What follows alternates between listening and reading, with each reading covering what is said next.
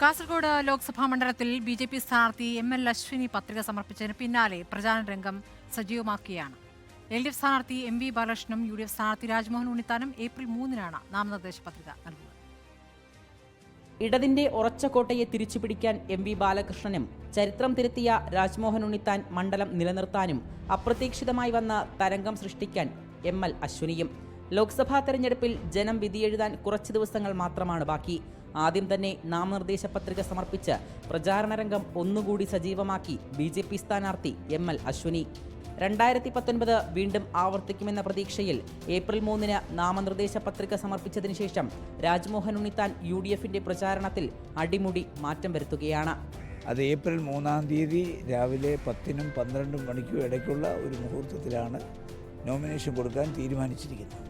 എന്തായാലും ഞാൻ 3-ാം തീയതി നോമിനേഷൻ കൊടുത്തിട്ട് 4-ാം തീയതി മുതൽ എൻ്റെ പ്രചരണം ആരംഭിക്കുകയാണ്. സ്ഥാനാർത്ഥി പര്യടനം ആരംഭിക്കുകയാണ്. നോമിനേഷൻ കൊടുത്തു കഴിഞ്ഞാൽ പിന്നെ സ്ഥാനാർത്ഥി പര്യടനമാണ്.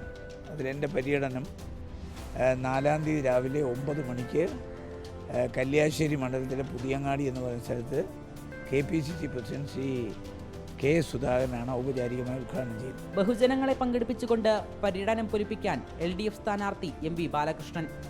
ഏപ്രിൽ 3-ാം തീയതി രാവിലെ തന്നെ നാമനിർദ്ദേശ പത്രിക സമർപ്പിക്കാനാണ് ഇപ്പോൾ തീരുമാനിച്ചിട്ടുള്ളത്.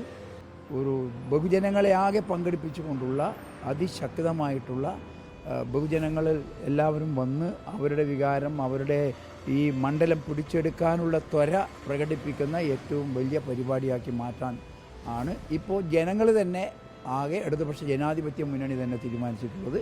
കേന്ദ്ര സർക്കാരിന്റെ വികസനങ്ങൾ ചൂണ്ടിക്കാട്ടി എം.എൽ. അശ്വിനിയും മണ്ഡലത്തിൽ ചെയ്ത വികസനങ്ങൾ ഊന്നിപ്പറഞ്ഞ് രാജ്മോഹൻ ഉണ്ണിത്താനും വികസന വാഗ്ദാനങ്ങൾ നൽകി എം.വി. ബാലകൃഷ്ണനും കാസർഗോഡ് ലോക്സഭാ മണ്ഡലത്തിലൂടെ പ്രചാരണ യാത്ര തുടരുന്നു. വീഡിയോ ജേർണലിസ്റ്റ് രഞ്ജിത്ത് മന്നിപ്പാടിക്കൊപ്പം reporter Arjun Hema, in Reporter, Kasaragod.